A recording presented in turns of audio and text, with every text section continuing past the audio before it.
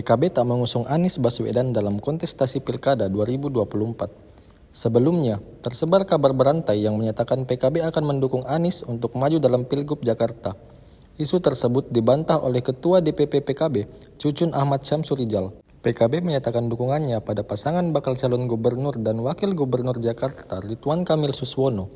Hal ini dikonfirmasi oleh Ketua DPP PKB Jakarta, Hasbillah Ilsyah, pada Rabu 28 Agustus 2024. PKB juga ikut menemani pasangan bakal calon gubernur dan wakil gubernur Jakarta Ridwan Kamil Suswono mendaftar ke KPU Jakarta. Hasbillah mengaku tetap menjalin komunikasi dengan mantan gubernur Jakarta itu.